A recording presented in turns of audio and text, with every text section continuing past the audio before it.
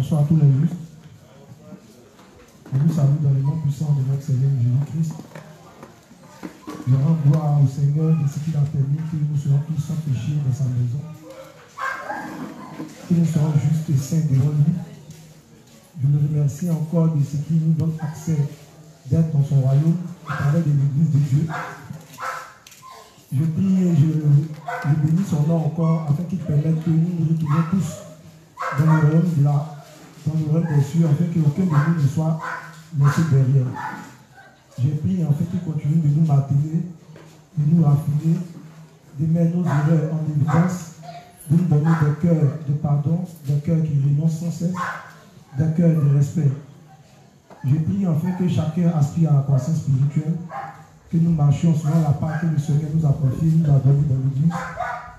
Je prie enfin que chacun apporte sa croix à l'édifice, peu importe le talent que le Seigneur nous donne, le nombre de talents qu'il a. Je prie enfin que les serviteurs acceptent de porter le fardeau du ministère pour lequel ils ont été appelés. Je prie enfin que le Seigneur continue d'étendre l'évangile partout en Côte d'Ivoire et dans toute l'Afrique. Que le Dieu du Père nous bénisse. Amen. Donc, je me présente, pour ceux qui ne me connaissent pas, vu qu'on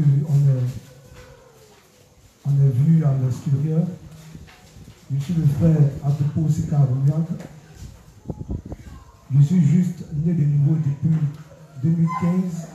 Donc, ça fait, j'ai 5 ans maintenant dans la justice. Et je rends gloire au Seigneur pour ça. Dans l'église de Dieu, j'occupe le poste d'inspecteur. À la grâce de Dieu, je suis arrivé à là. Ce n'est pas à dire que je sois le plus intelligent, le plus beau dans l'église de Dieu. Mais si le pasteur Talbot m'a fait confiance, et petit à petit, je suis arrivé à là.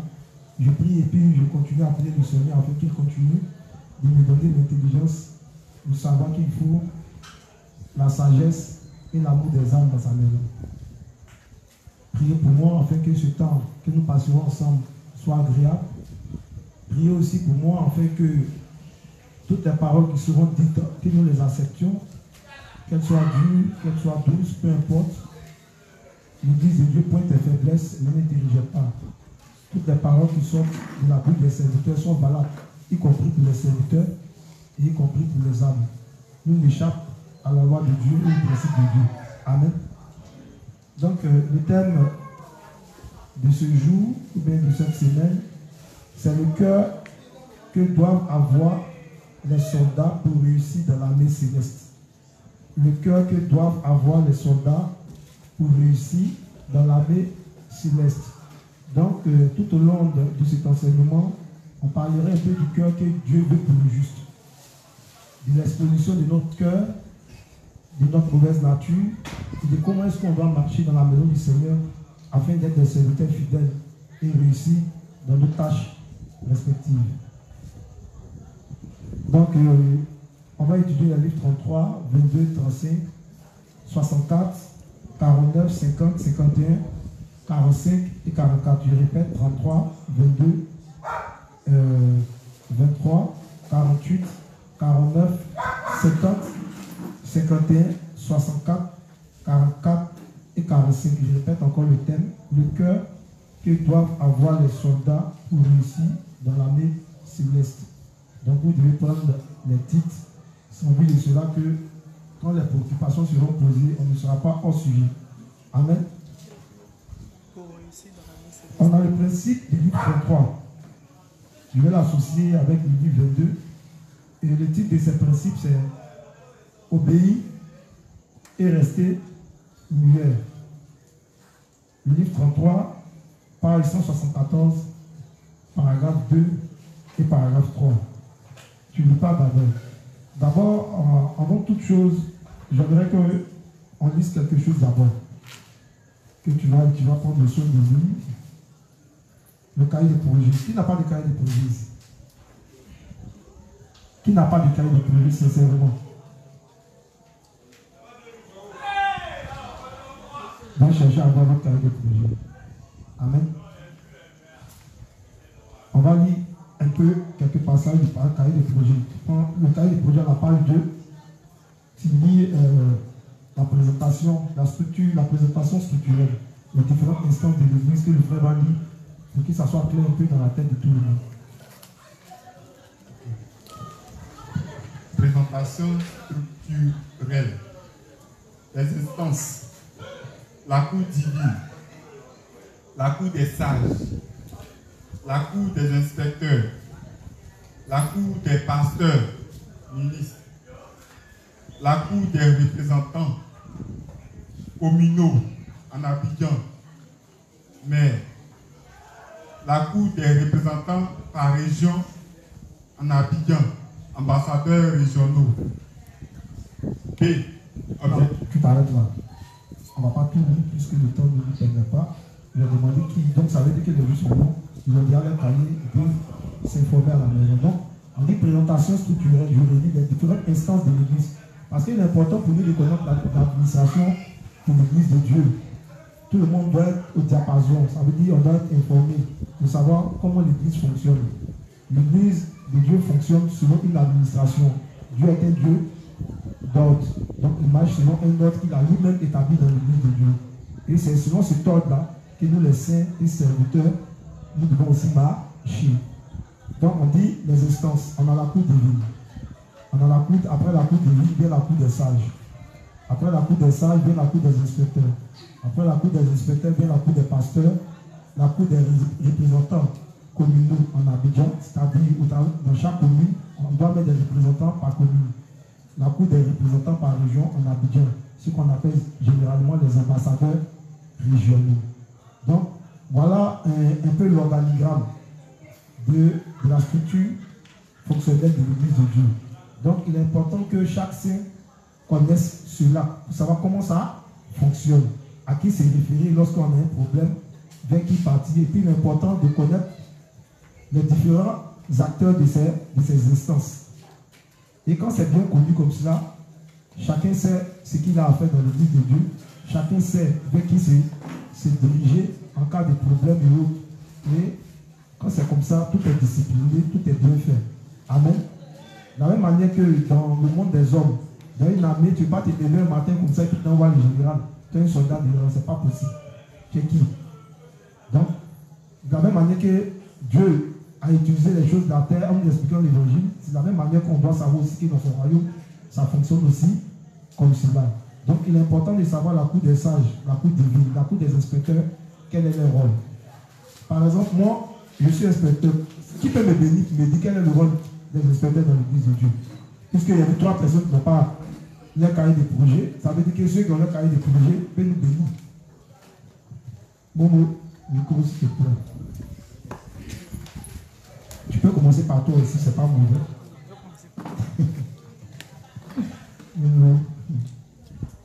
Donc tu passes le micro à quelqu'un de façon volontaire.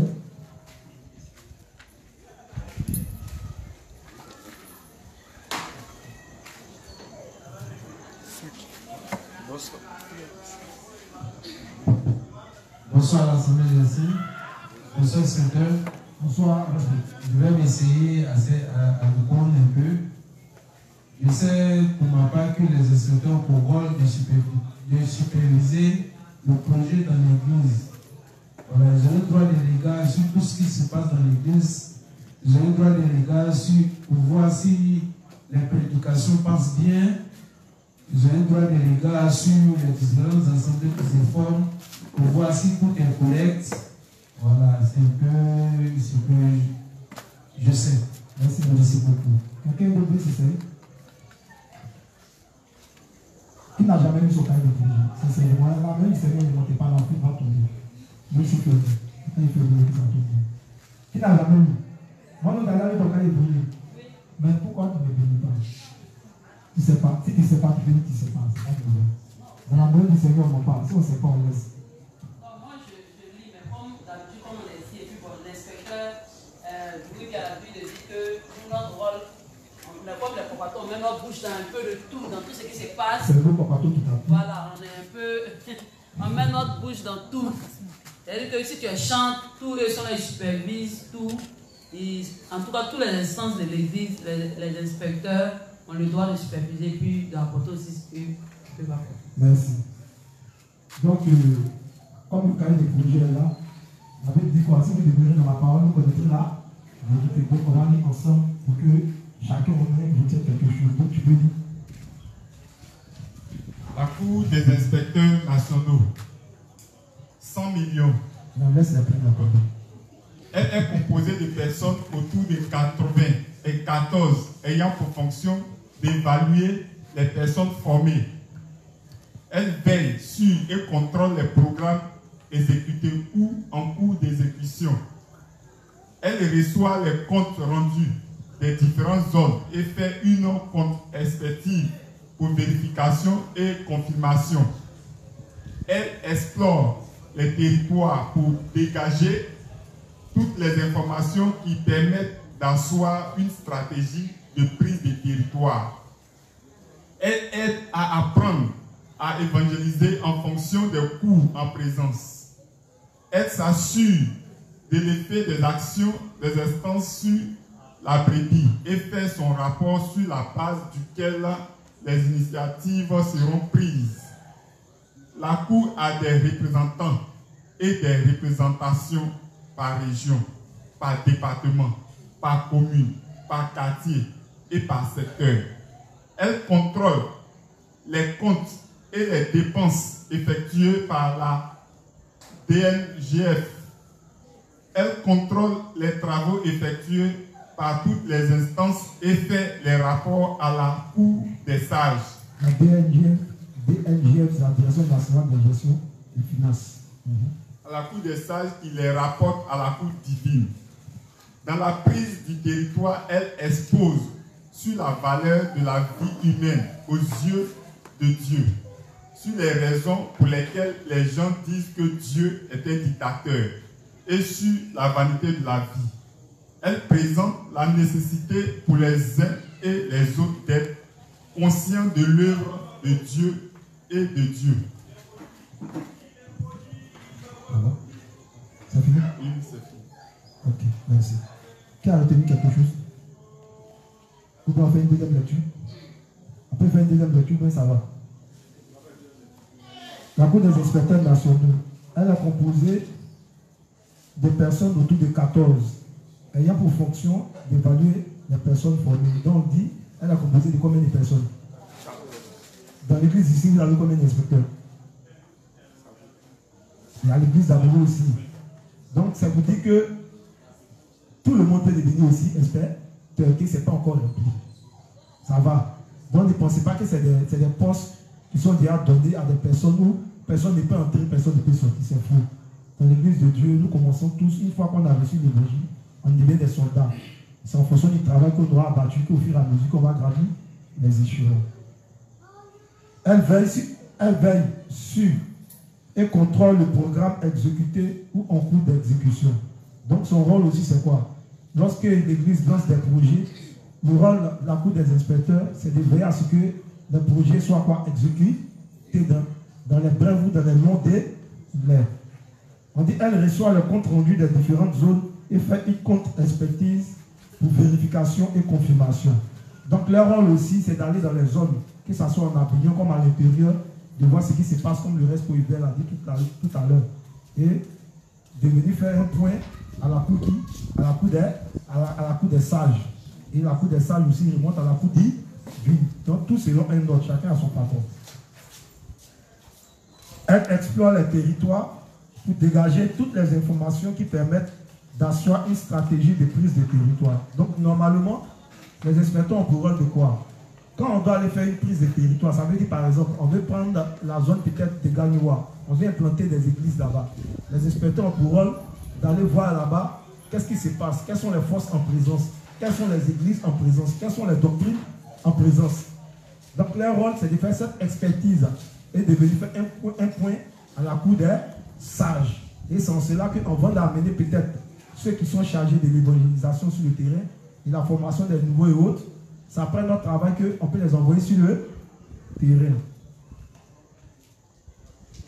Encore, on dit qu'elle explore les territoires pour dégager toutes les informations qui permettent d'asseoir une stratégie de prise de territoire. Elle aide à apprendre à évangéliser en fonction des cœurs en présence. Elle assure de l'effet des actions des instances sur les brebis et faire son rapport sur la base duquel les initiatives sont prises. Donc on a un droit de regard, comme on l'a vu tout à l'heure, dans tous les ministères. C'est ce que l'inspecteur Bouri ne cesse de dire. On a le droit de mettre notre bouche dans tout, que ça vous plaise ou non. Ça, c'est notre rôle. Généralement, quand vous allez à l'école, là, quand on était tous à l'école, pour ceux qui se rappellent, quand l'inspecteur arrive là, qu'est-ce que vous remarquez dans l'école? Le maître Trump, le directeur Trump. Pourquoi? Parce que l'inspecteur est le représentant de l'État. Donc ça veut dire aussi que dans l'église de Dieu, l'inspecteur est le représentant de celui qui a la tête de l'église. Et celui qui a la tête de l'église est le représentant de Dieu dans cette église. Mettez ça bien dans vos esprits. Dieu agit au travers de ses serviteurs. Donc les serviteurs sont l'image visible de Dieu invisible. De la même manière que Christ était l'image visible de Dieu invisible. Et c'est comme ça qu'on doit comprendre les choses. Donc ne pas respecter les autorités qui sont établies sur nous. Ce n'est pas à moi que vous faites du mal. Ce n'est pas à Cédric que vous faites du mal. Ce n'est pas à Pasteur qu'on fait du mal. Mais c'est à qui on fait du mal? C'est à Dieu. Mais généralement, on ne croit pas parce que Dieu, on ne le voit pas. Amen. La Cour a des représentants et des représentations par région, par département, par commune, par quartier, par secteur. Elle contrôle les comptes et les dépenses effectuées par la DNGF. On avait dit que c'était la Direction nationale de gestion des finances. Elle contrôle les travaux effectués pour toutes les instances et fait les rapports à la Cour des sages, qui les rapporte à la Cour divine. Dans la prise du territoire, elle expose sur la valeur de la vie humaine aux yeux de Dieu, sur les raisons pour lesquelles les gens disent que Dieu est un dictateur, et sur la vanité de la vie. Elle présente la nécessité pour les uns et pour les autres d'être conscients de l'œuvre de Dieu et de Dieu. Amen. Donc ça un peu, voilà un peu le rôle de la Cour des inspecteurs. On va lire concernant la Cour des sages et la Cour divine. Je laisse les chiffres, pardon. Hein? Pas dire les chiffres ici. Je vais vous dire l'argent ici. Non, la Cour divine.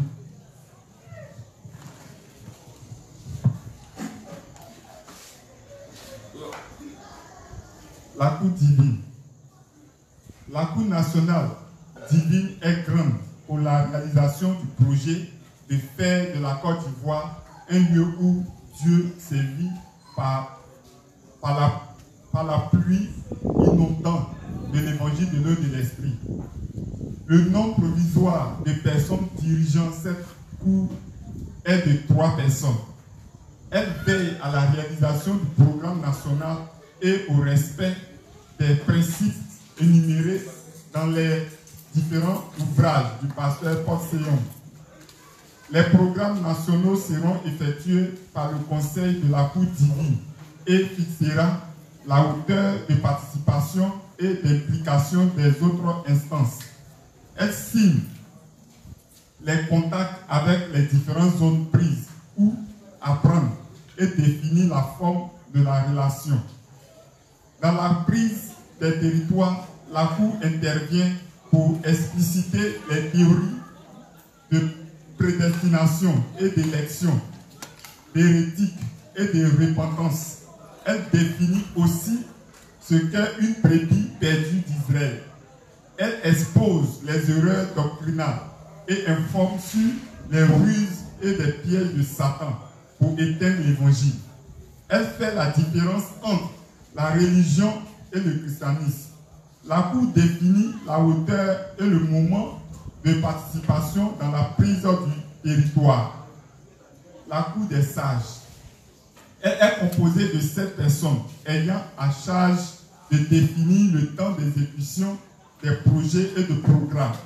Elle s'occupe de définir le contenu des enseignements du programme d'enseignement, des contenus des séminaires, des conférences, des ateliers de travail. Elle décide de contenu et de forme des fêtes à organiser.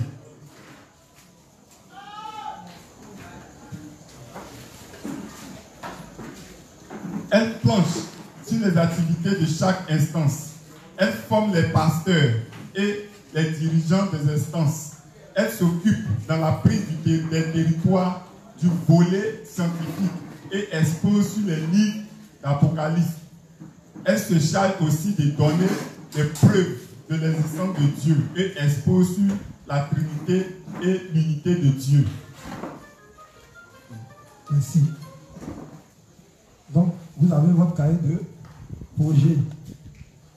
Vous avez votre cahier de projet, toutes les cours sont là. Le cahier de projet mentionne du tout. Donc, on a le droit de nous informer de ce que dit chaque cours, afin de comprendre le travail de chaque personne dans l'église de Dieu, de chaque serviteur, à la tête des serviteurs, à la tête de ces différentes instances-là. Ça va? Afin d'éviter le désordre dans nos textes. Je dis bien le désordre dans nos textes. Pourquoi je vous fais lire ça? Parce que on a le cahier des projets, mais c'est devenu comme des livres décoratifs dans nos maisons. C'est pas bon. La Bible dit que mon peuple périt par manque de connaissance. Ça s'applique à tous les domaines de notre vie de foi. Donc si nous sommes dans l'église de Dieu et que nous ne connaissons pas le fonctionnement de l'administration de Dieu, c'est normal qu'on fera tout avec nos émotions, on fera tout avec nos pensées. Chacun fera ce qu'il veut sous prétexte qu'il a raison. Quand c'est comme ça, c'est pas bon. Pourquoi j'ai fait lire ça? Parce que, excusez-moi, mais il y a quelque chose que j'ai remarqué depuis un temps. C'est que le diable attaque beaucoup l'église de Dieu actuellement. Mais nous les saints, on ne voit pas ça venir. Vous savez, quand l'église grandit, Satan, il commence à attaquer de l'intérieur. Et si nous n'avons pas l'œil pour remarquer ça, on finira par quitter l'église.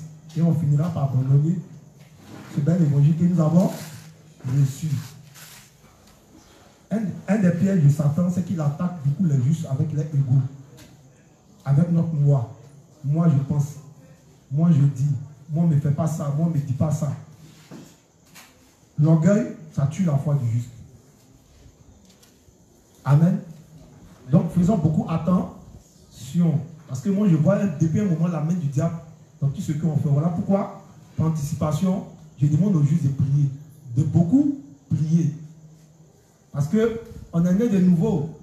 Mais le diable continuera de rôder autour de nous jusqu'à ce que le Christ vienne nous limiter ça bien dans vos esprits. Il essayera de nous tuer avec nos faiblesses. Donc, il faut que chaque juste dans l'église de Dieu apprenne lui-même d'abord à se connaître. Le révérend aime bien citer ce philosophe qui dit connais-toi toi-même. Je ne sais plus si c'est Karl Marx, mais si c'est qui? Socrate, bien sûr, merci. Socrate qui dit connais-toi toi-même. Donc il est important que dans l'église de Dieu, nous apprenions à nous connaître. À se connaître d'abord. C'est quand on finit de se connaître qu'on peut mieux connaître les autres. Mais si on ne se connaît pas d'abord, on pensera qu'on est mieux que quiconque dans l'église de Dieu. Personne n'est mieux que son ami ici. Il y a par exemple la prédication de l'inspecteur Hassel, il était clair pour ceux qui ont suivi, pour ceux qui ont entendu, pour ceux qui ont pris note, pour ceux qui ont enregistré, pour ceux qui vont ruminer et qui ont ruminé. Amen. Et regardez une chose. Quand vous regardez beaucoup dans la Bible, le bateau dans la Bible symbolise l'église de Dieu. Il y a l'inspecteur a expliqué un peu ici l'histoire de Noé. Quand vous voyez quelqu'un, Noé, bâtit un grand bateau, c'est ce travail que nous faisons. Nous sommes en train de bâtir l'arche. Depuis la Corée, en Côte d'Ivoire, de la Chine, au Burkina, en passant dans tous les pays là où l'évangile est, c'est le bateau de Noé que nous sommes en train de construire. Donc le temps que ça prend, ça revient à la même chose, de la même manière que Noé a pris son temps, pendant 100 ans, à construire un bateau. Ça veut dire quoi? Il a passé son temps à établir l'église de Dieu, en amenant, en taillant, en faisant des choses, en faisant jusqu'à ce que le bateau prenne forme. Amen. Et il a fait rentrer quoi? Combien de personnes? Il a fait rentrer plus de personnes que ça. Spirituellement, là, il a fait rentrer plus. Les animaux sont des personnes. Est-ce que vous comprenez? Dans l'Ancien Testament, tout ce qui se passe, c'est l'homme des choses à venir. Les animaux qui rentrent dans l'arche, c'est vous, c'est moi. Amen. Mais vous avez vu que tout le temps qu'ils ont passé dans l'arche, est-ce que vous avez entendu qu'ils se sont disputés? Est-ce que vous avez entendu qu'ils ont manqué du respect à Noé? Est-ce qu'on parle même de ça? Mais pourquoi? Donc, nous sommes ces animaux-là. Nous sommes dans l'arche du salut. Nous sommes dans le bateau du salut. Nous, serviteurs, on va faire des erreurs. Vous, laïcs, vous serviteurs, vous ouvriers, vous ferez aussi des erreurs. Le pasteur leader fera des erreurs. Mais le révérend dit quoi? Ce n'est pas nos erreurs, ce n'est pas nos faiblesses qui sont quoi? Un problème, mais c'est notre manque de foi. Quand Dieu crée Adam et Ève, est-ce qu'il a créé habillé? Il a créé comment? Mais pourquoi? Il ne peut pas avoir la Bible à donner. Hein? Vous n'avez jamais réfléchi à ça. Pourquoi Dieu, quand il a créé au départ, il ne les habille pas? Le fait qu'ils soient nus, ça symbolise quoi? Ça signifie la faiblesse. Donc Adam n'était pas nu. Adam et Ève, qui était le divorcé? Ève était qui? Donc spirituellement parlant, le divorcé n'a pas de faiblesse. Les hommes n'ont pas de faiblesse. Vous voyez ça, on lit les histoires et puis on passe dessus. Donc si ces histoires ne nous servent pas des leçons, qu'on est étonné, qu'on voit les faiblesses des uns et des autres, c'est pas bon. Ils étaient nus, mais ils n'avaient point honte. Ça veut dire que chacun s'acceptait mutuellement avec ses erreurs, avec ses faiblesses, avec ses manquements. Mais pourquoi diantre, il est si difficile de nous accepter dans l'église de Dieu? Pourquoi les Juifs sont une foi si hypocrite? Je le dis, on a une foi hypocrite dans l'église. Mais Dieu permet que ces choses soient révélées. Pourquoi? On se corrige. Pour que je me corrige, pour que vous vous corrigiez. Je ne suis mieux que personne. Amen. La seule différence entre nous, c'est une différence de positionnement dans l'église de Dieu. On peut être en haut et demain tomber, c'est rien. Si ton cœur n'est pas droit, à un moment donné, en tant que serviteur, tu finiras par tomber. Et si tu n'acceptes pas de tomber, tu n'admets pas tes erreurs, tu finiras par quitter l'église. Et tu seras ruiné corps et âme. Quand vous voyez Caïn dans la Bible, il a fait son sacrifice, n'est-ce pas? Est-ce que Dieu a accepté? Mais qu'est-ce que Dieu lui a dit? Nous sommes dans l'église de Dieu, nous faisons nos sacrifices de la foi. Mais il arrive par moment que nos sacrifices que nous faisons, nous croyons que ce sacrifice est bon. Caïn au départ là, il appartenait à Dieu. Est-ce que vous savez? Abel aussi appartenait à Dieu. Mais est-ce que ce n'est pas Caïn qui a quitté Dieu? Est-ce que c'est Dieu qui a quitté Caïn ou c'est Caïn qui a quitté Dieu? Hein, la juste? Vous avez jamais lu l'histoire? C'est Genèse combien? Il y a un voisin qui lisait. Genèse combien? Il n'est pas les restes pour eux. Genèse combien? Hein? 0. Genèse combien? Il disait Bible. Même si vous ne comprenez pas le sens spirituel des histoires, si vous connaissez ça à la lettre, quand on vous explique, c'est facile à comprendre. Connaissez au moins les histoires. Sinon, ils vont vous blaguer quand vous allez sortir par l'évangéliser. Ils vont vous dire, ok, passons dessus. Donc vous voyez que Caïn, au départ, était injuste. Mais qui connaît comment Caïn a fini par la suite? Caïn s'est éloigné de Dieu. Il allait faire quoi? Il allait faire sa vie. Vous avez vu les enfants de Caïn? C'est pareil qui a commencé quoi? Ils sont devenus quoi? D'autres sont devenus quoi? Éleveurs. D'autres sont devenus quoi? Forgerons. D'autres sont devenus quoi? Donc quand les hommes quittent Dieu, ils finissent par s'éloigner de Dieu, ils recherchent seulement que quoi? La nourriture. Le fait qu'il soit éleveur, ça veut dire qu'il va passer tout son temps à rechercher quoi? Le bien-être de sa chair, alors qu'il est dit que l'homme ne vivra pas seulement que de pain, mais de toutes paroles qui sont de la bouche de Dieu. Si ton âme mange, si ton corps physique mange, il faut que ton corps aussi spirituel mange. N'est-ce pas? Donc, après quand tu finis, quand les peaux des animaux, généralement ça sert à faire quoi? Les maisons et puis le vêtement. Donc ils vont vite pour chercher quoi? Le vêtement, la mode et autres. Les autres vont commencer à faire quoi? La culture de la musique. Ou bien, c'est pas eux que ça a commencé, hein, la culture de la musique. Et puis après ils vont commencer à faire quoi? Être forgeron. Pourquoi? Pour fabriquer les armes. Donc quand tu es rassasié, tu cherches quoi? Aller dormir. Après, tu cherches à quoi? À t'amuser. On danse, on danse, on danse. Ou bien, premier vers, deuxième vers, c'est là que tu vois que le son est tout bien. En fait, il faut un truc, n'est-ce pas? Oui, chanter ça là-bas. Tu arrives dans la maison, mais il n'y avait pas un cantique même de fils d'Aaron ou bien adjectif. Amen. Donc, généralement, quand l'homme a le vêtement, il a de quoi manger, de quoi se vêtir. Il cherche à se distraire. Une fois qu'il finit de se distraire, il cherche à quoi? À augmenter ses territoires. C'est la culture de la guerre. Donc les Blancs quittent chez eux, ils viennent prendre nos terres, les Espagnols quittent là-bas, ils viennent chasser le peuple inca. Donc c'est le même principe. Vous-même, vous ne voyez pas. Il n'y a rien de nouveau sur le soleil. Les grandes puissances cherchent à quoi? À sujeter les nations les plus faibles pour instaurer quoi?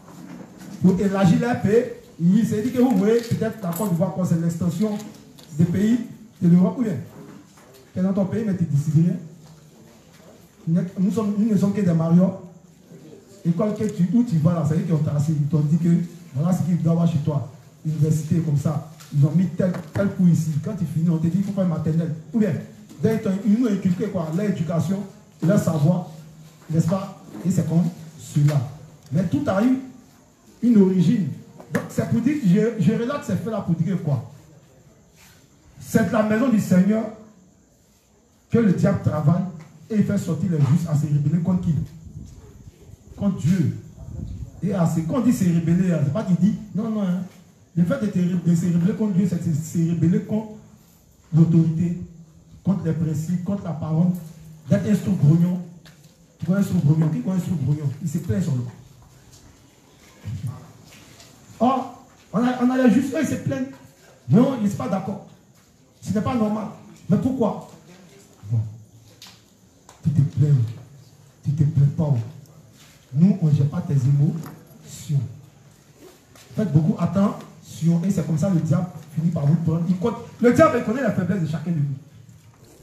Il sait que si toi c'est l'orgueil, c'est si l'orgueil va jouer pour te faire tomber. Il sait que si toi c'est l'impolitesse, c'est si l'impolitesse il va travailler pour te faire tomber. Amen. Donc ici tu t'amènes à être impoli envers tes frères dans la foi, envers tes serviteurs, que tu remarques ça, on te dit que tu es impoli à la maison, à l'école, au travail, à l'église. Même Dieu te dit, il faut qu'on s'en va plus. Ça veut dire qu'il y a lieu de renoncement. Donc il est important que chacun apprenne à reconnaître ses faiblesses. Le problème c'est qu'on ne connaît pas nos faiblesses que ça devient un problème.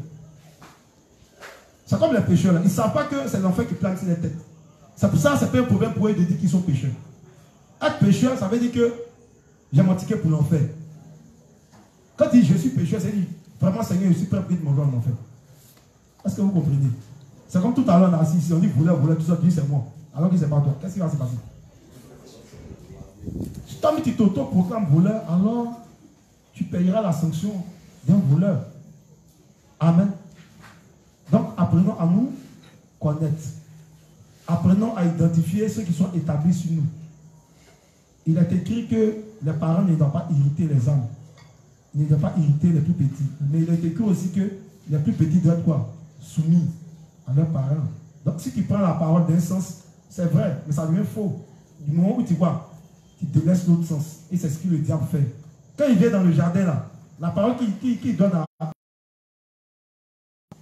Mais le fait qu'il a enlevé quelques éléments, ça devient faux. Donc si elle aussi là, quand elle reprend la parole, ce que Dieu a dit, elle ne va pas donner ça textuellement. Donc les principes sont là, tout le monde a les principes. On a tous les principes dans l'église. C'est l'interprétation que chacun donnera aux principes qui va créer le problème. Bon, on te dit qu'un soldat va rester vivant. C'est le principe qu'on va dire. Ça veut dire quoi? Mais toujours pas là. Ça c'est quand Fatou prêche, c'est son mot favori. Elle est où ma soeur Fatou? Elle reste pour chier. Le soldat doit rester muet. Exemple. Ça veut dire quoi? Les inspecteurs là, ils prêchent ici. Les ouvriers prêchent ici. Ne faites pas, on va avoir mal. Galates 6 dit quoi? Que celui à qui on annonce la parole fasse part de tous ses biens à celui quoi qui l'annonce. Ils nous ont blagué ça, ils ont pris notre argent au légalisme. Donc, quand on t'annonce la parole, c'est dit, chez tout est bien, tu viens de au prédicateur. Bon, c'est pas ça. De la même manière qu'on vous donne les enseignements, vous êtes capable de nous rendre ces enseignements-là, tels que vous avez reçus. Si vous devez donner la parole, être capable de faire ressortir cette parole. Tant qu'on dit, le soldat doit obéir et rester muet, ça veut dire quoi? On dit le soldat. Qui est soldat de qui ici?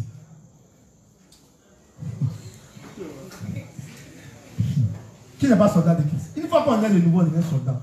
Pourquoi? Bon, quand vous naissez de nouveau, la première chose à faire, vous avez envie de parler de l'Évangile. Vous défendez la cause de l'Évangile. Vous allez en guerre, même si au départ, vous êtes petit. Vous êtes des soldats, vous serez formés, vous allez gravir les échelons jusqu'à être capitaine, colonel de l'armée, officier, celui qui est au grade de général. Ça va? Est-ce que tu vas voir la générale dans la police? Non, bon. Ça, c'est une parenthèse. Amen. Qui peut me bénir? Ok. Obéir et rester muet. Ça veut dire quoi? Voilà, un soldat doit rester muet. Pour ma part, voilà, je vais prendre peut-être une image dans l'armée, comme vous avez dit. Aujourd'hui, quand on parle dans l'armée, quand tu rentres, tu dis un pipao.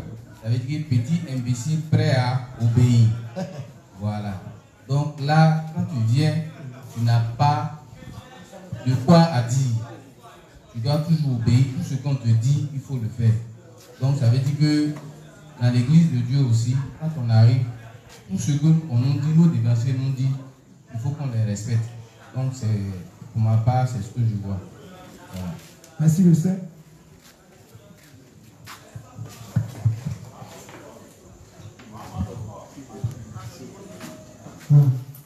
De ma part, un soldat, un citoyen, c'est injuste, il marche selon les principes et sous les ordres, qu'on appelle la hiérarchie établie par dans l'Église. Merci. Qui d'autre? Obéir et rester muet. Juste là.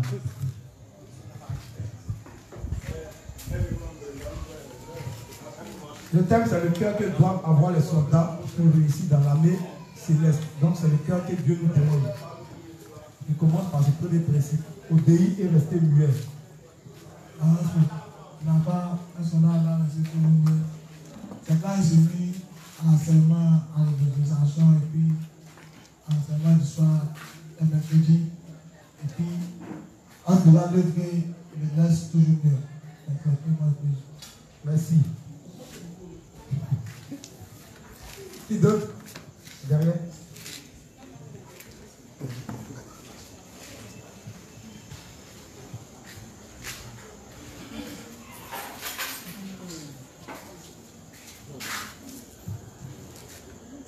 Le soldat doit rester muet. Moi, ça veut dire, même s'il ne comprend pas ce que le dévancier ou les dévanciers expliquent, il faudrait qu'il applique seulement ce qu'on lui dit. Il n'a pas à discuter, il n'a pas à donner son avis. Il n'a qu'à obéir. Donc voici ce que le soldat doit rester muet. Je veux un exemple pratique. Je suis d'accord, mais je veux un exemple pratique. Le reste, faut y faire. Donne le micro comme ça.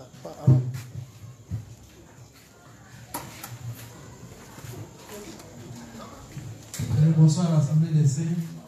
Pour un soldat doit rester mieux, c'est-à-dire que quoi? Aujourd'hui, on est dans une période un peu de tension avec la politique. C'est-à-dire quoi? Si le président dit par exemple qu'on va mater tous ceux qui sortent pour marcher, toi en tant que soldat, si tu vois, même si c'est ta maman qui est en train de marcher, tu dois la mater. Ça veut dire que les autres sont les autres. Voilà. Même si tu ne comprends pas, même si tu n'es pas d'accord avec ça, tu dois les appliquer. C'est un peu l'exemple que je voulais donner. Merci beaucoup.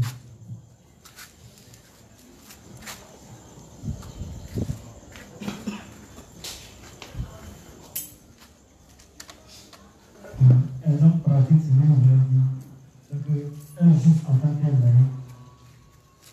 plus jamais il va aller dans une relation avec un responsable comme un inspecteur, que l'inspecteur parle, même si ça ne va pas sur la parole, il s'était pour écouter. S'il veut parler, il va parler sur ses pensées. Qu'est-ce qu'il vient de mettre? Il est laïque. Sa connaissance par rapport à la connaissance d'un inspecteur ou un pasteur, on ne peut pas le comparer. Donc, à l'heure de ce cœur, bien écouter. Amen. Il y en a qui pensent qu'il est meilleur dans l'église.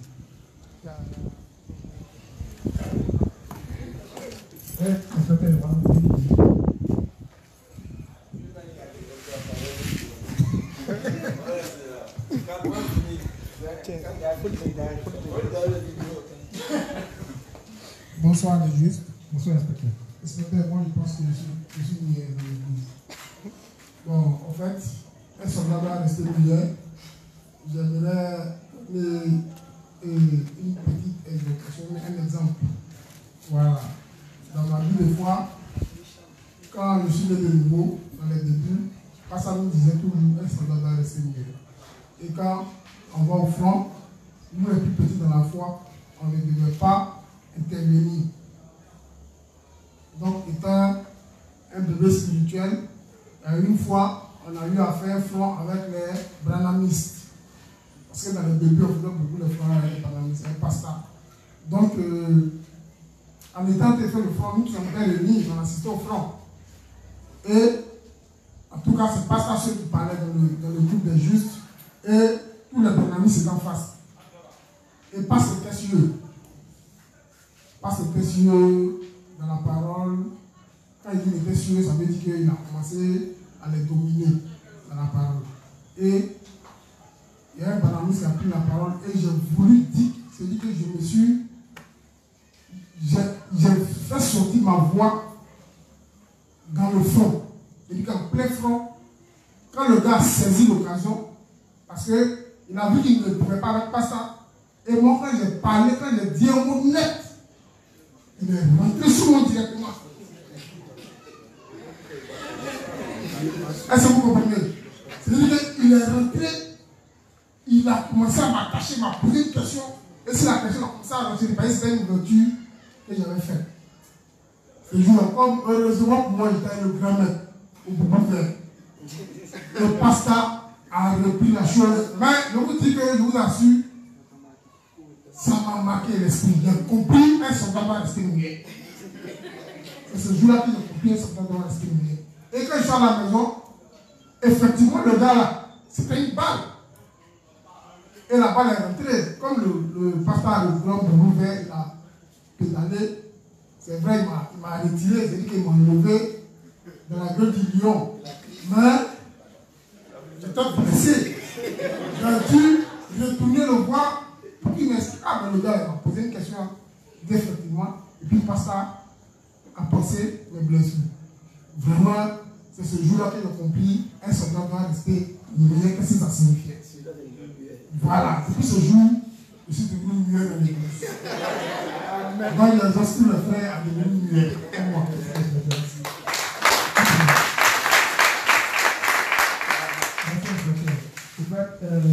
Tu dis quoi? Quand on est dans la maison du Seigneur, la Bible dit que la terre symbolise quoi? Le cœur de l'homme. Mais regardez bien au livre de Genèse. Dieu, il travaille sur la terre. Il prend la terre, il tire, il fait attendre. Il demande aux arbres de produire, et sur la terre dit, ah mais Dieu, attends, mais moi, attends. Est-ce que la terre parle? Quand Dieu parle, la terre s'exécute. Or, on a pour habitude ici de réciter sans cesse les dimanches, le secrétaire parle. La terre, c'est le cœur de l'homme. On est content de donner ce mystère. La terre, c'est le cœur de l'homme. Mais par moment, on oublie que nous sommes des terres.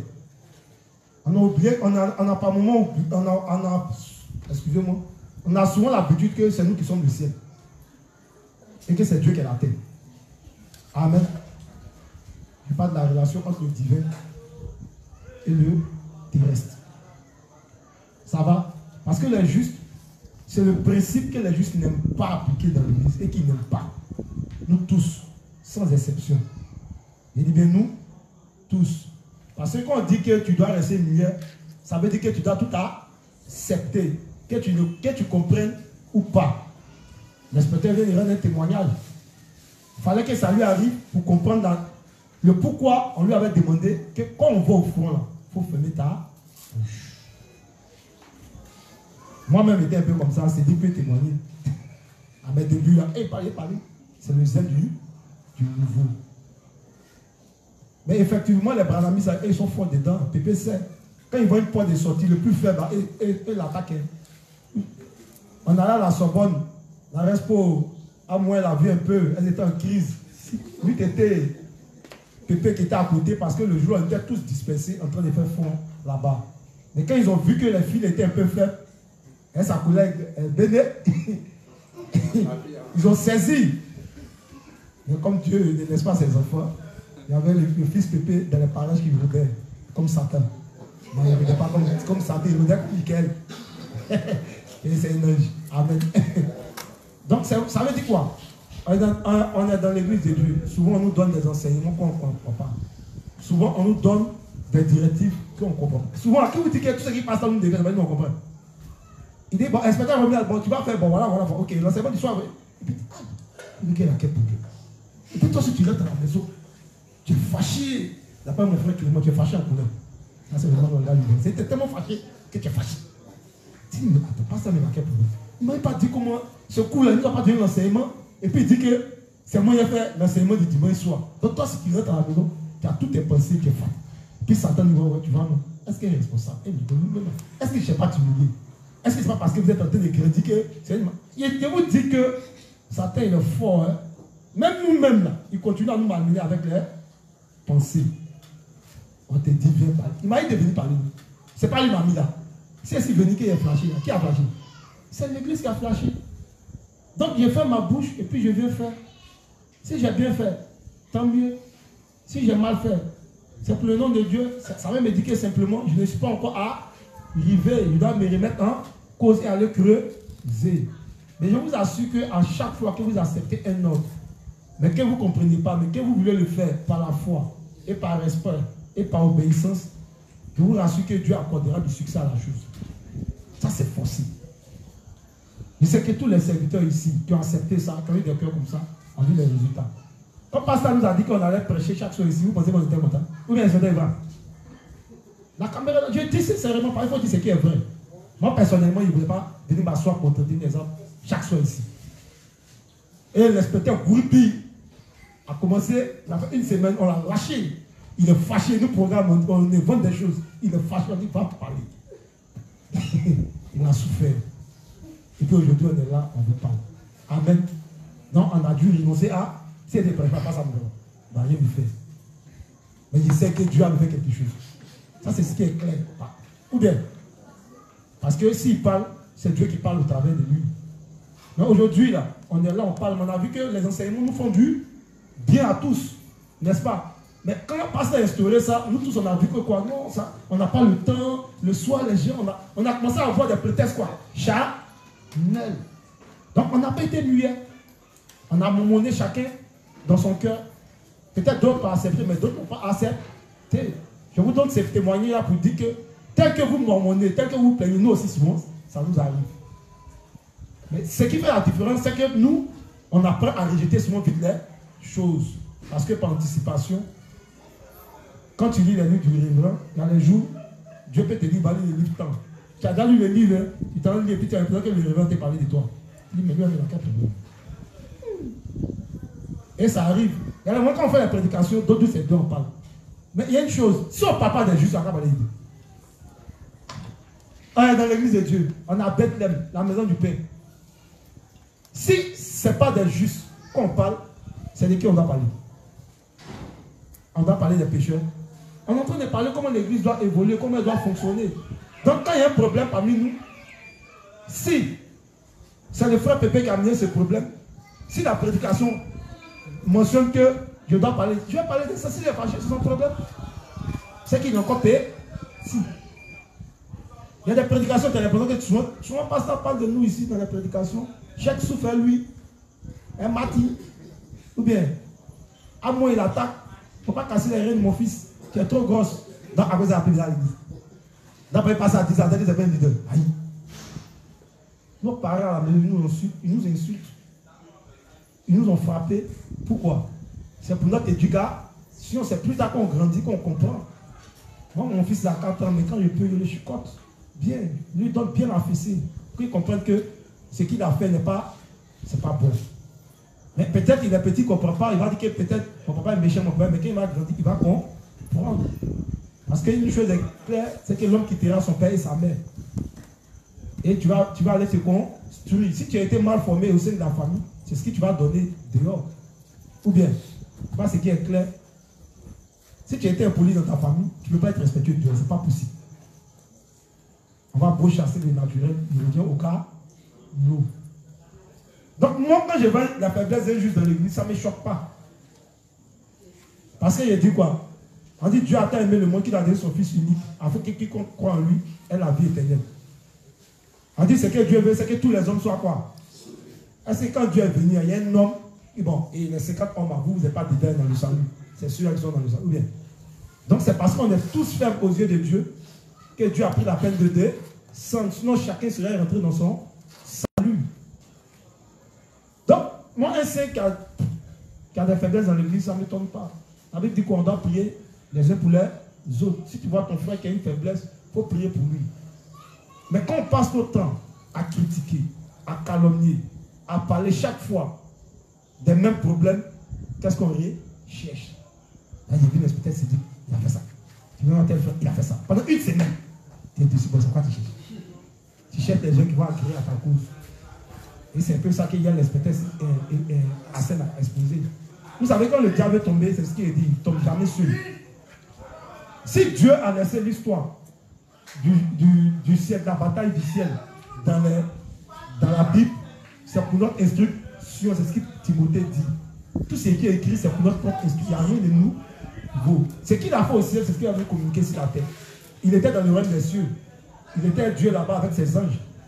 Et puis il y a un problème. Donc c'est pour dire que les problèmes, ça ne va pas quitter dehors, mais c'est dans l'église, ça va quitter. Et ne vous étonnez pas. Parmi nous, il y a des justes qui vont partir. Les façons, ils sont bons, c'est quand d'autres vont venir. Donc aujourd'hui, on peut être là, on vous enseigne, mais qu'est-ce qui prouve que demain, on ne va pas rétrograder? Donc une chose est de naître de nouveau, une chose est de garder sa foi. Mais ce qui nous permet de garder notre foi, c'est le principe. C'est le renoncement à soi. C'est d'admettre ses erreurs vis-à-vis de la parole. Et de reconnaître ce qui était étant faux comme faux et ce qui était vrai comme vrai. Donc quand un reproche est donné, plutôt que de te fâcher, c'est de t'examiner toi-même. Mais s'ils ont dit, c'est que peut-être je suis réellement comme ça. Et puis moi, est-ce que c'est faux? Puis je m'examine en profondeur. Et c'est en cela que Dieu deviendra un maître. On a tous des mauvaises pensées. Vous voyez, dans la Bible, quand vous voyez l'eau, la mer, les vagues qui viennent, ça symbolise les pensées des hommes. Qui vont et qui reviennent sans cesse.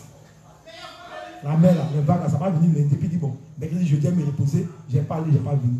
Ça va, ça vient, ça va, ça vient. Ou bien, vous qui aimez aller à la plage, vous ne remarquez pas ça. Amen. On va pour nous pour. Amen.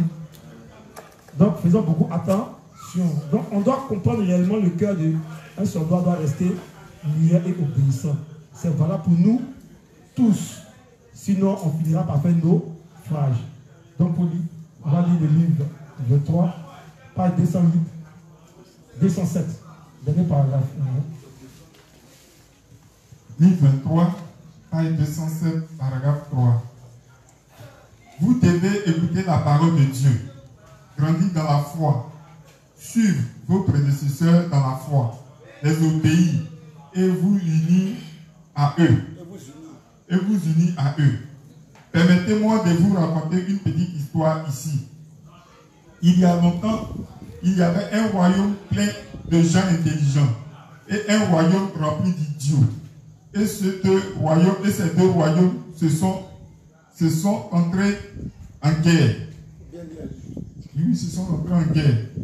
Tout le monde dans le royaume intelligent était plein de sagesse, du roi jusqu'au plus petit, en passant par le ministre de la Défense.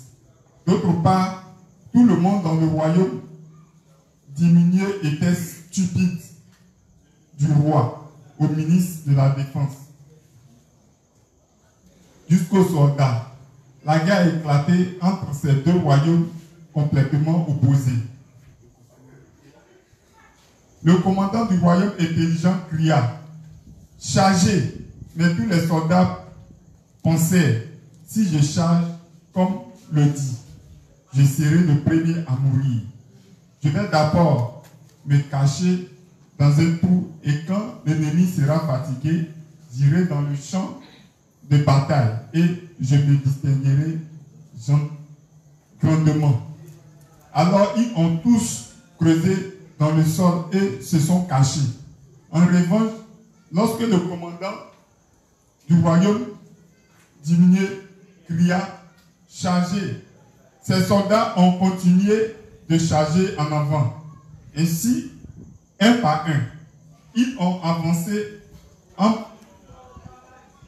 poignardant à mort les soldats du royaume intelligent qui étaient dans les tours qu'ils avaient creusées eux-mêmes.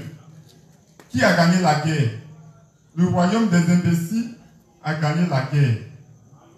De même, nous pouvons suivre la règle du royaume de Dieu que si nous devenons mieux.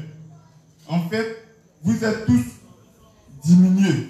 Les gens du monde disent qu'ils ne peuvent pas nous comprendre parce que nous semblons si stupides à leurs yeux. Ou bien, Jamais. ou bien, les gens du monde ne disent pas que nous les juifs sommes des bizarres. Vous n'êtes pas remarqué. Vous êtes bizarres de votre église à Orak. Vous êtes bizarres. Vous les juifs là même. C'est vous qui dites que Jésus a pris vos péchés. C'est normal. Ça c'est 1 Corinthiens 1 ou bien. Quand les gens voient Jésus, quand Jésus disait qu'il était le Fils de Dieu, est-ce que les gens n'ont pas vu en bizarre? Donc ici, voilà qu'il est en train de relater un fait, une histoire. Il dit quoi? Il y a deux armées qui sont rentrées quoi? En guerre. L'armée des quoi? Des sages. Et puis l'armée des quoi? Des idiots. Qui a gagné la guerre? Les imbéciles. Bon, les gens sont... Ils ont un diplôme à Saint-Cy. Ils sont venus, on dit, voilà le gars qui est là. Il faut tirer. Il dit non. Je pense que l'homme l'a porté, il dit, excusez-moi pour le langage. Il réfléchit tout. Mais les autres là, quand l'ordre a été donné de tirer, ils ont fait quoi? Ils ont tiré. Donc quand tu es trop intelligent dans l'église de Dieu, tu finis par mourir. Toi tu es toujours là. Bon, non. Il est niveau quoi? 3e. Il est inspecteur. Ça c'est pas possible. Je le bac plus 8. J'ai un diplôme en réserve. Ça n'a rien à voir avec mon bac plus 8. J'ai fait l'école. C'est quoi ça? Et tout ça là, il n'a pas vu le ça dans tout. C'est quelqu'un qui a niveau CM2 qui a été annoncé, qui est né de niveau. Toi aussi tu dis que tu es intelligent. Aïe. Pierre. Toujours dit, Pierre, s'il était. Est-ce que Pierre, mais c'était pas une ébrier? Bon, un moment qui était tout ici pirogue, pêchait son poisson. Donc il va rentrer, il manque de lui. Il est brillé. Et puis Dieu le regarde, il dit, tu es Pierre. Si c'est Pierre, je crois. Et tous les pharisiens, les gars qui sont là, les scribes, ils sont trop intelligents.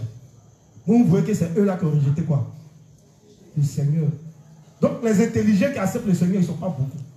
C'est les bêtes comme nous. C'est nous qui acceptons le Seigneur. Les bêtes comme moi, les bêtes comme vous. Souffrez que je vous dise ça. Amen. C'est juste pour dire. On est bête pourquoi? On est bête parce que nous on a accepté l'évangile sans réfléchir. C'était logique. Parce que tous les jours de nos vies, on voit que obtenir la sanctification est impossible. On est venu nous annoncer la parole, on a cru, on a accepté ça comme la terre. Mais maintenant qu'on a accepté ça comme la terre, que nous sommes dans le royaume, on ne peut plus être une terre. Aïe.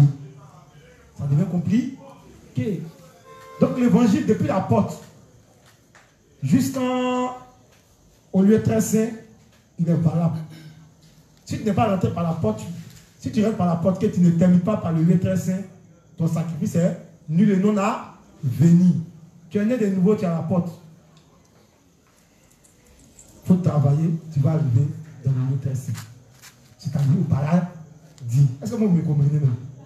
Vous comprenez le langage qu'il utilise? On est tous passés par la porte. Si vous vous amusez, vous allez ressortir par la porte, vous êtes passés. Une chose est de naître, une chose est de garder sa foi. Donc, ce qui nous permet de maintenir notre foi en vie, ce qui donne un sens à notre foi, c'est d'abord l'obéissance. Christ dit quoi? Je prends plaisir quoi? À l'obéissance, plutôt au quoi? Au sacrifice. Tu te sacrifies dans l'évangile. Oui, tu prêches. Oui, tu lis du matin au soir. Oui, tu fais ça. Oui. Mais quand on te donne un ordre, ou même quand on te dit quelque chose dans l'église qui ne va pas être ton entendement, tu mets ça de côté. Dieu fait rien avec ça. Amen. Et vous voyez que c'est ce cœur obéissant là que Dieu utilise beaucoup dans l'église de Dieu. Ces gens qui acceptent tout, même qu'ils ne comprennent pas. Voilà pourquoi, quand vous allez lire le texte de Matthieu 21, si ma mémoire est bonne, ou quand les pharisiens sont venus éprouver Jésus à la question de savoir de quelle autorité il baptise, si je me rappelle bien, où il a donné l'exemple d'un père qui avait 2 fils, où il a dit, allez travailler, et il a dit au premier, il va travailler dans mon champ, après il a dit à l'autre, aussi, l'autre a dit, non, moi il n'est pas parti, il est parti. Et puis il y a un qui dit, je veux bien partir, mais il n'est pas parti. Papa, il n'est pas parti, mais il est parti. Moi, il veut bien, mais il n'est pas parti. Des 2 enfants qui avaient la volonté du Père. Celui qui ne voulait pas partir, mais qui est parti quand même. Mais lui qui dit qu'il voulait partir, il n'est pas quoi. Dans l'église de Dieu, voilà un peu ce qui tue la foi, ou bien ce qui crée le problème entre nous les justes. Timothée dit que la différence entre nous les hommes, c'est une différence de péché. Il y a d'autres, les péchés sont plus visibles. Il y a d'autres, les péchés, on ne voit pas. Mais c'est plus tard, on voit ça. Donc, comme toi, on ne voit pas tes faiblesses, et que c'est les faiblesses des gens qui sont exposés, tu penses que tu es mieux que qui a dit. Qui voit le fond de ta pensée? C'est Dieu. Qui voit le fond de ton cœur? C'est Dieu. Pendant que tu es assis sur la chaise, quand tu viens, tu es toujours bien milieu, tu es là. Est-ce que nous, on connaît le fond de tes pensées? Mais comme Dieu il est sage, et puis il est méticuleux, et puis il est pédagogue, il finira tôt ou tard par monter toi aussi ta nudité. Et nous là, on voit ça souvent avec le temps. Amen. Tu vas te tromper, tu vas amener un message. Toi qui aimes critiquer les frères dans l'église, qui cherchent tes soeurs dans l'église et hors de l'église, tu vas vouloir amener un message juste et ça tombe chez un responsable. Et tu es dévoilé. Et tu vois le responsable, il te voit, tu le vois. Il te dit rien, mais toi seul tu as honte. Mais comme le responsable est sage, il dit, il te comprend. C'est ce qui est un homme. Mais imaginez-vous, si c'est pasteur qui a amené un message, il va amener un message juste d'amour, et puis ça tombe. Peut-être chez le juste ange. Peut-être. Ou bien, ça tombe chez la juste Il ne dirait pas de nom, il ne peut pas dire que peut-être telle chose est comme ça, mais c'est des exemples. Il n'y a pas dit que le juste ange est comme ça. Il est juste là, on parle là. Il a pas ce qu'il a dit. C'est mon fils, c'est lui le moyen. Bon, dans le langage, quand il était moyen, ça veut dire que c'est lui, je peux tout dire, je peux marcher sur lui, puis ça ne va pas quelque part, parce que je suis son père spirituel. Voilà pourquoi je le donne comme exemple. Amen. Je pourrais dire le juste fidèle. Les gens ne faut pas dire non, sinon après le culte, ils sont capables de tirer ton coup d'un pouvoir là-bas. Pour rien, tu es inspecteur dans l'église. Amen. Je dis ça juste pour dire Amen. Donc, vous voyez que dans l'église de Dieu, chacun s'est fait. Donc, quand tu vois quelqu'un sortir, il faut te taire. Il faut prier pour lui en silence. Il faut le mettre dans ton cahier de prière. Si on lui dit de faire ça dans l'église, il ne fait pas. Ça te fait mal, il faut le laisser. Si tu sais que ce n'est pas ton devoir de le reprendre, il faut le laisser. Mais si tu sautes, au départ, j'ai fait, ce n'est pas pédagogique que je vous ai fait lire les instances de l'église. La première cour, c'est quel coup? La cour quoi? La cour divine. Après la cour divine, c'est quoi? Après la cour des sages, c'est quoi? Et puis après la cour des inspecteurs, c'est quoi? Représentant par commune. Après quoi? Par région. Après quoi? Ok. Maintenant, tu es en bas de tout ça. Et puis tu sautes. Tu vas directement voir Dieu. C'est-à-dire la cour divine. J'ai remarqué tant. Je n'aime pas le comportement de l'inspecteur. C'est trop. Je trouve que c'est ça trop dans l'église de Dieu. C'est pas vrai. Donc, quand tu viens te plaindre, c'est selon quel pouvoir. Si chacun, bon, si on est 300 dans l'église, que chacun a un problème à un frère, qu'on doit se dire, nous tous, ça va créer quoi dans l'église? Le désordre.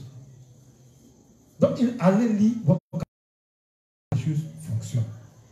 Lisez les livres du révérend pour voir comment les choses fonctionnent. Les serviteurs ne sont pas là pour faire plaisir à qui que ce soit. Vous savez, pasteur est beaucoup pédagogue. Il vous dit, vous venez le voir. Il dit, parfait. Il est en train de peser ton niveau. Tu viendras parler mal d'un frère. Demain, il va dire ça ici dans sa prédication. Tu vas avoir honte. Puis ton cœur va te brûler. Et puis tu vas le détester. C'est que tu n'as rien compris. Amen. Donc, faites beaucoup attention aux pièges du diable pour ne pas tomber dans toutes ces choses-là.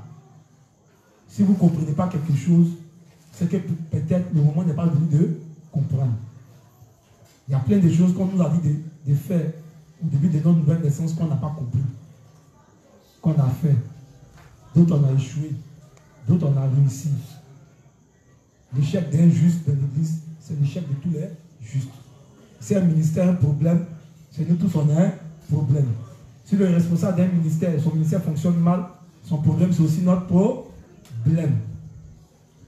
Amen.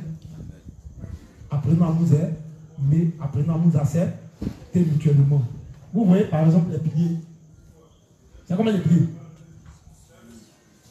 Hein? Le bois que vous voyez où il y a le drap blanc qui. C'est combien? Mais pourquoi c'est pas 60? Pour ceux qui a lu le livre 9, 10. Pourquoi c'est 60? Parce que le chiffre 6, ça représente l'homme. C'est 60 parce que le chiffre 6, c'est l'homme, comme il a dit. Donc c'est les justes qui sont réunis main dans la main. Donc si on voit un frère, un pilier qui se détache, on fait quoi? On le ramène, on le replante. Amen. Donc on doit se donner main dans la main, on doit s'unir main dans la main. On ne doit pas faire des clans dans l'église. On doit s'accepter. Les défauts des bras, c'est mon défaut. Les défauts des irréunions, c'est mon défaut. Si il a vu, on te boit Tchapalou d'un coin. Il a prié pour lui, il ne va plus boire Tchapalou. Est-ce qu'il doit venir dire à l'église?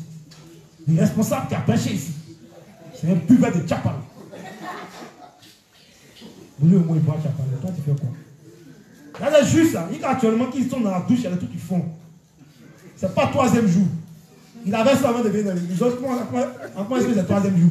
Parce que le 3e jour, on a bien compris ça aussi. C'est que tu traînais, et puis tu avais ça dans l'église, c'est pas 3e jour. C'est ta nature. Donc il faut prier pour que tu laisses tomber. Chacun de nous a reçu une éducation.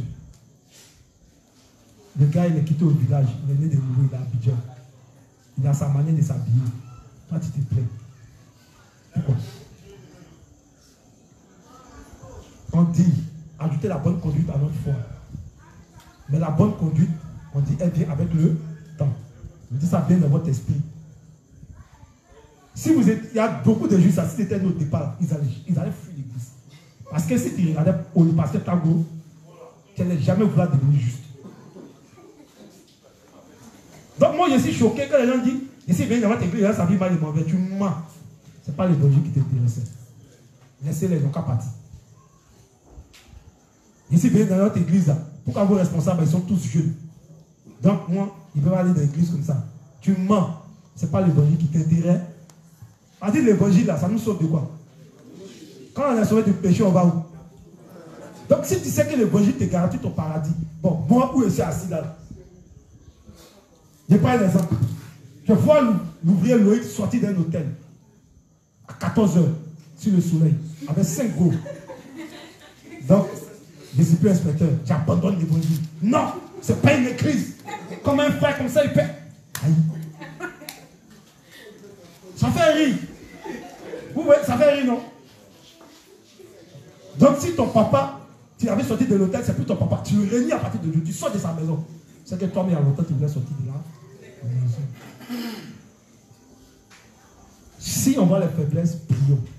Si l'ordre est donné dans l'église qu'un frère ne peut pas respecter, reprenons-le avec douceur. Parlons-lui avec sagesse. S'il ne veut pas, laissons-le. Les problèmes, quand ça viendra, ça sera plus sûr. Si moi je me mets à désobéir un ordre, alors que je suis conséquent, je suis conscient que je dois respecter l'ordre, quand les problèmes viendront, ce n'est pas vous qui allez charger mon problème, c'est moi. Donc chacun porte sa croix. On n'a pas dit chacun porte sa croix. Si j'ai mon attitude que vous n'avez pas, priez pour moi. Si je vous ai offensé par mes gars, je ne vous demande pas donc. Un serviteur. Le plus grand dans la maison du Seigneur, c'est celui-là qui sert tout le monde. Voilà pourquoi la dernière fois j'ai dit au responsable Amos, Tu programmes les gens pour balayer. Ceux qui ne veulent pas, que tu remarques une fois, deux fois, tu ne les programmes plus.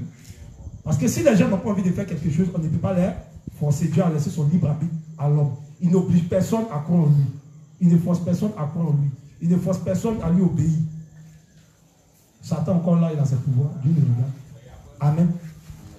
Donc, dans l'église de Dieu, tout doit se faire par amour et de façon volontaire. Quand ce n'est pas fait de façon volontaire et que c'est forcé, ça veut dire qu'on cherche à plaire aux hommes. Moi, je ne cherche pas à plaire à quelqu'un dans la maison du Seigneur. Je cherche à plaire au Seigneur.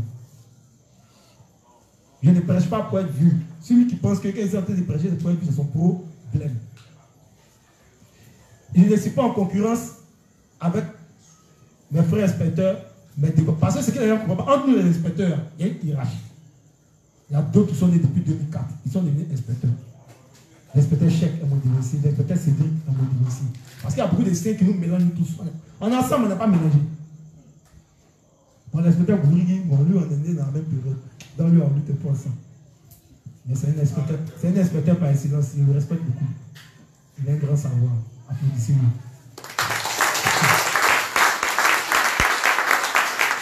Donc, chaque inspecteur a sa particularité, a son tempérament, a sa manière d'être. Donc, on est ensemble. Dans l'église de Dieu, là, quand il a dit qu'on n'est pas obligé d'être amis, c'est une expression. Ça veut dire quoi? On n'est pas obligé franchement de marcher tous les jours ensemble. Moi, je ne marche pas avec l'inspecteur Sylvie. Je marche pourquoi avec l'inspecteur Hassel. Je marche de temps en temps avec l'inspecteur Eva. Donc, chacun est dans l'église, mais chacun a son petit bruit. Ce n'est pas mauvais. Mais quand on s'assemble, ne croyez pas que sur le mot, c'est pour les choses charnelles. Même quand on entend des causes charnelles, on va faire notre discussion. Après, il y a les choses spirituelles qui rentrent. Quand on porte le manteau de l'évangile, on est dans le manteau de l'évangile. Il n'y a pas un moment où on se distrait aussi. Ce n'est pas interdit. On a nos manquements, on a nos faiblesses, on a nos palabres qu'on fait en nous. Comme moi, je suis né au début un peu, j'ai eu des discussions avec l'inspecteur Evra ou bien. L'inspecteur Evra était le premier à venir à s'excuser. Ça m'a touché. J'ai aussi admis mes erreurs. Ne pensez pas qu'entre nous, on ne se dispute pas. Il a eu à faire des histoires avec l'inspecteur Hassel. Ils ont eu à régler les différends. Qui sait qu'on a des histoires lourdes? C'est des choses qui arrivent et c'est des choses qui arrivent. Bon.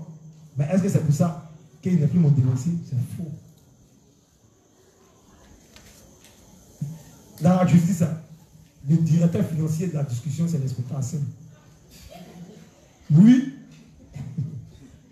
S'il a une idée dans la tête, il faut moi. Mais si Dieu vient là, sur le plan Chanel, hein, je dis sur le plan Chanel.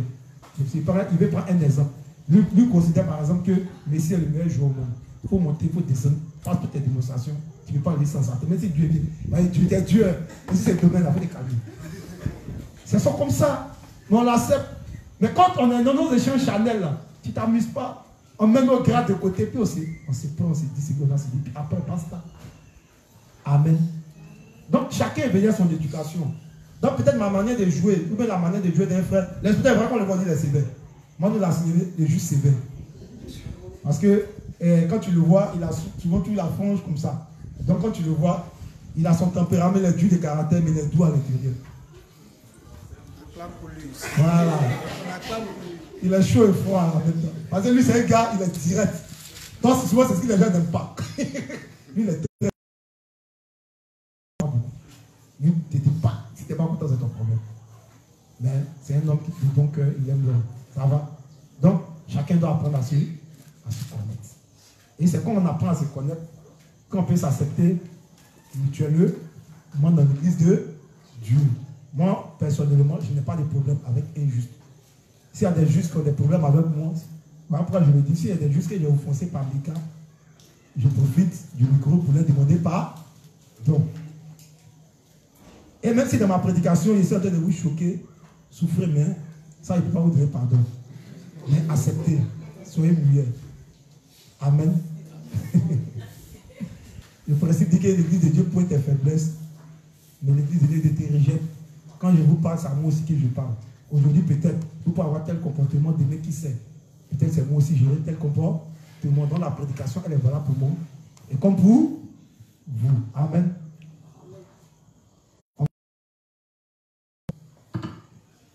On a encore du temps. On va prendre le niveau 2. Page 262, associé à la page 263, paragraphe 1, 2, 3. Le cœur d'une armée victorieuse. Le cœur d'une armée victorieuse. Page 262, associé à la page 263, paragraphe 1, 2, 3. Donc tu lis tout le paragraphe.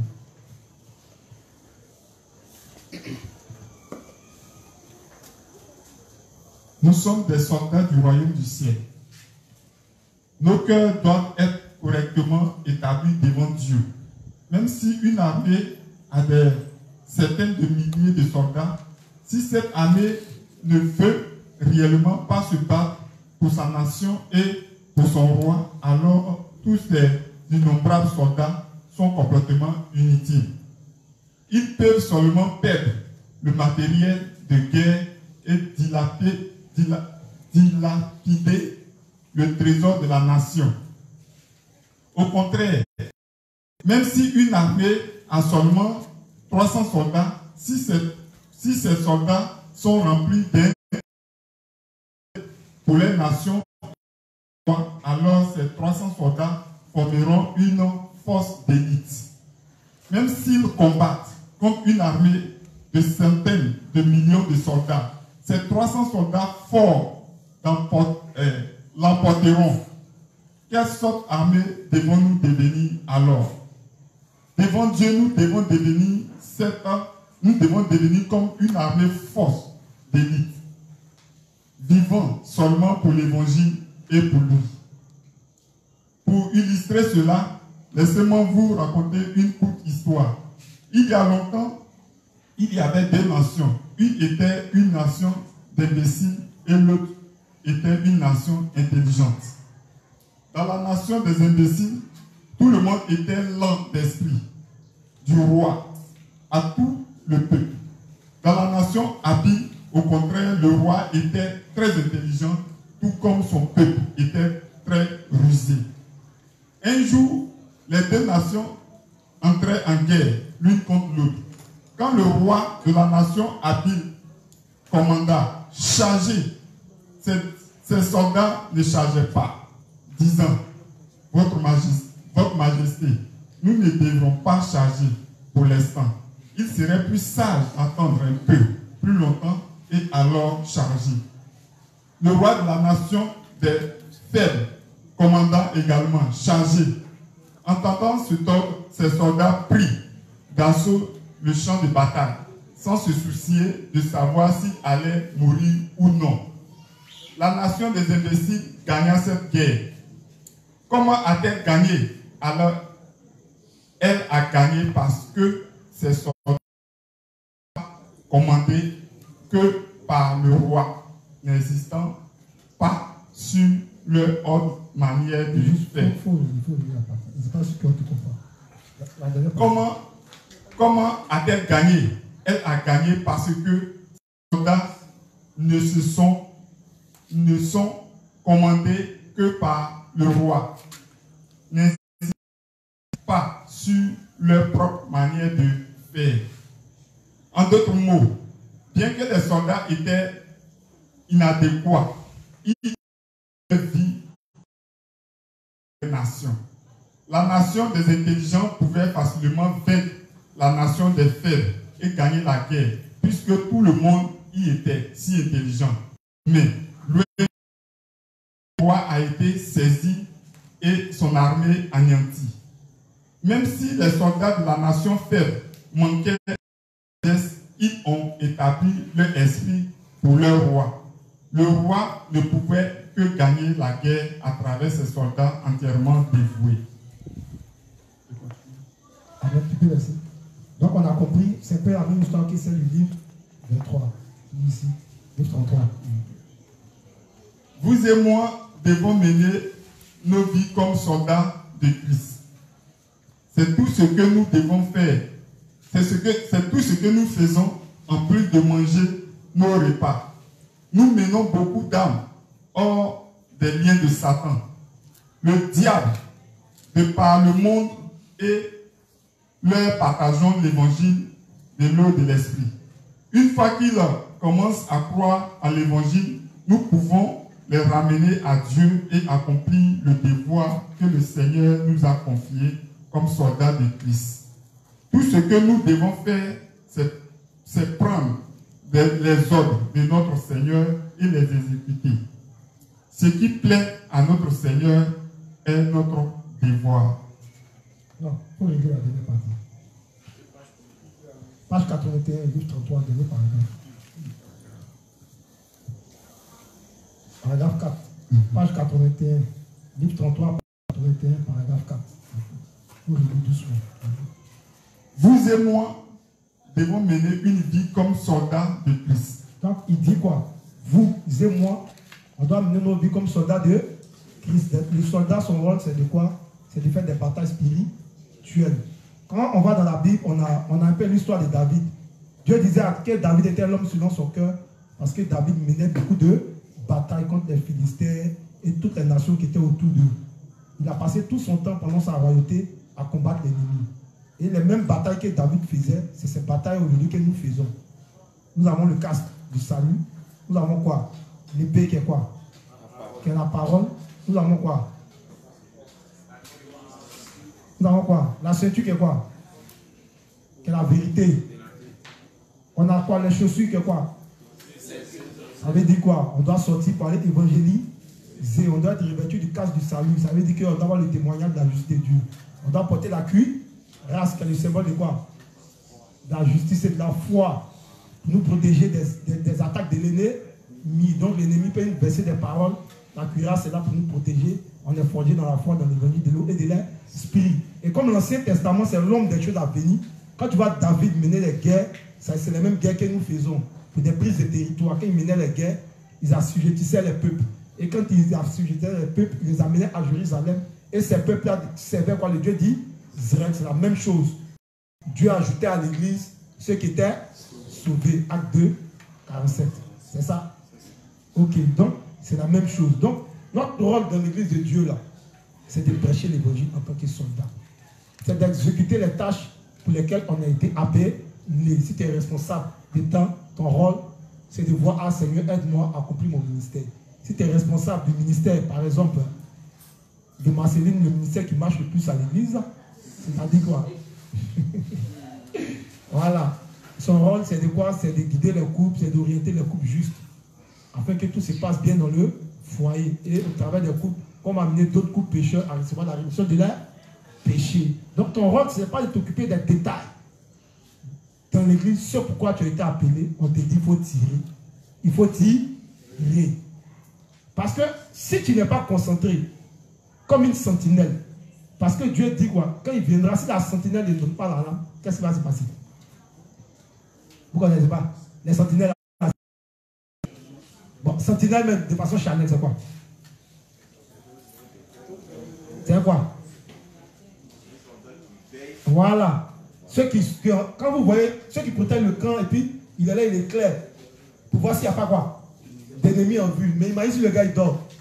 Tous les soldats sont dans les problèmes. Amen. Donc, si on te met un poste, tu es la sentinelle de ton poste. C'est de prier Dieu pour voir comment faire évoluer ta position. Si déjà, toi, tu as du mal, et puis c'est où ça ne va pas que tu vois, c'est que tu as un souci. Amen. On a lu tout à l'heure le rôle des inspecteurs. On n'avait pas encore fait le 1/100 du travail qu'on doit faire. Nous, on est conscients de cela. Amen. Je le dis, parce qu'on a beaucoup à... Il va arriver un temps où vous n'allez même pas nous voir. C'est pas les gens nous voient qui parlent. 3 mois, 4 mois, il n'y a pas d'inspecteur. Ils sont à la mission. Vous allez voir. Les enseignements du soir seront faits par les ouvriers. Les questions viendront. Vous allez voir. Et ce n'est pas facile d'être responsable. Pendant que vous dormez, nous on bosse, on veille, on est dedans. Souvent tu es fuite ta tâche. Moi, si on demande, si pas ça de ne plus être là, qui serait le prix dans le monde. Donc, qu'est-ce qu'il a dit? Au paradis. Au paradis. Tu viens balayer à l'église chaque dimanche, c'est bon. Amen. Bon, toute la semaine, les gens viennent m'arrêter de vous balayer. Souvent, ma chaîne n'a pas envie. Souvent, il y a 2 âmes de ma zone là. Il y a les jours où il n'y a pas envie de les enseigner. Il y a les jours où il me... Oui. Et ce qui est dit, c'est valable pour tous les serviteurs, ils savent. Vous ne pouvez pas comprendre. Il y a juste ta chair fatiguée, tu as envie de tout. Quand vous lisez le livre du livre, il dit à les jours, il est fatigué. Il a envie de dire, ah Seigneur, il a déjà trop fait, mais il sait qu'il n'a pas encore, tant que Dieu l'a pas encore appelé, tant qu'il a le souffle de vie, chaque souffle qu'il donne, chaque inspiration, nous allons respirer l'évangile. Amen. Vous payez à les jours, reste pas à moi, c'est la vie, sur les chaises. Tout le monde dans sa chaise est fatigué. Non, mais reste où? Il n'est pas là. Il a bougé. Il y a les jours, on est fatigué. Il y a toi, pasteur, il est fâché. Vous là, venez, on fait les cas. Nous-mêmes, on se fuit. Il a là, qui nous se fait sortir, il y a tout ça là. Il a appelé à la fin que moi, c'est une fois seulement. Mais quand il prend le micro, il m'attache ici. L'inspecteur lui-même est venu, il a fui, il n'est plus venu. Mais est-ce qu'il doit fuir? Il doit rester constamment pour faire l'eau. En fait, partout aussi de l'eau, faiblesse et nous manquement. Qu'on doit aussi courir, j'ai. Amen. Donc, si tu es laïque, il faut travailler en tant que laïque.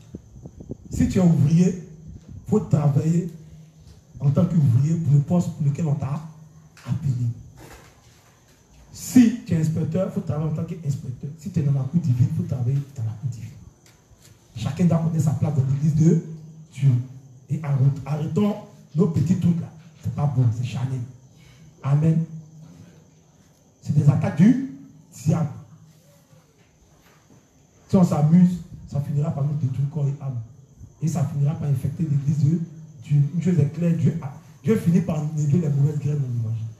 Qu'il ne le veut pas. Amen. Donc Dieu n'a pas besoin de personnes, des superman. On n'a pas besoin de superman. On fait avec ceux qui sont là. Ceux qui pensent qu'ils sont forts, ils n'ont qu'à le faire pour un pas. Il y a des gens qui nous ont quittés. Est-ce que l'église est pas là? C'est ce que l'inspecteur Hassan a dit. Même si l'inspecteur Sédic dit n'est plus l'inspecteur qu'il abandonne l'église. L'inspecteur, l'église de Dieu va continuer à vivre sans lui. Si moi aussi j'abandonne l'évangile, l'église de Dieu va continuer à vivre. Amen. Donc tout le monde, Dieu peut se passer de tout le monde. Il a dit quoi? Si vous ne voulez pas m'adorer, je vais susciter quoi? Vous avez vu quelqu'un qui adore Dieu? Ça veut dire quoi? Ça veut dire des hommes de foi. Quand vous voyez dans la Bible, il est 21h, je vais m'arrêter là. Je vais demander si vous avez des questions. Quand vous voyez dans la Bible, il y a deux personnes, Abraham et Isaac. Abraham et Isaac symbolisent les foi. Il dit bien les foi que Dieu nous demande. D'avoir la foi d'Abraham et d'avoir la foi d'Isaac. Isaac, c'est le symbole de l'obéissance. Abraham, c'est le symbole de la foi. Abraham prend Isaac, il le sacrifie. Et puis il dit, papa, mais il n'y a pas le feu. Et puis il dit, non, il n'y a pas l'animal de sacrifice, il est où? Il dit, il faut te calmer, Dieu va s'en charger. Et puis son père le prend. Il le met sur le bois, il commence à l'attacher. Et puis, attends. L'enfant, il était grand, il a commencé à comprendre, il a commencé à poser des questions, mais est-ce qu'il a parlé? Jusqu'à ce que son père soulève sa main, prenne le couteau, pourquoi? Pour essayer de quoi? Est-ce que vous avez vu Isaac se plaindre? Il a parlé, il a obéi à son père. Il n'a même pas résisté. C'est le principe de l'obéissance. Donc Isaac sort d'Abraham. Donc c'est la foi que Dieu nous demande. Après que nous aurons été Abraham, nous devons être comme Isaac. Amen. Donc il est 21h. Dieu ne paie pas les heures supplémentaires. Je vais m'arrêter là. Je vais demander à l'Assemblée si vous avez des questions. Si vous avez des questions, je vais prendre une ou deux questions et puis on va s'arrêter là. Parce que la journée était pénible pour certains, pour pas nous d'autres, pour pas que les gens soient fatigués. Question?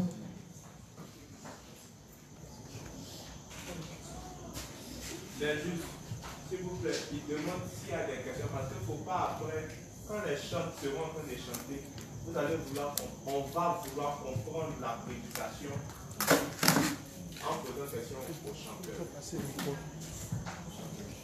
Non, ayons pitié, posons nos questions.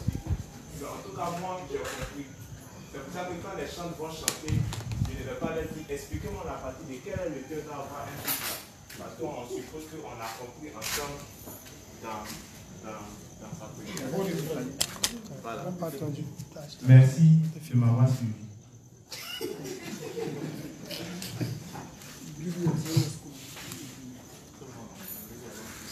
Question? Vous n'avez pas de questions, vous posez des questions. Écoutez ça pour 2 heures. On va faire un pasta.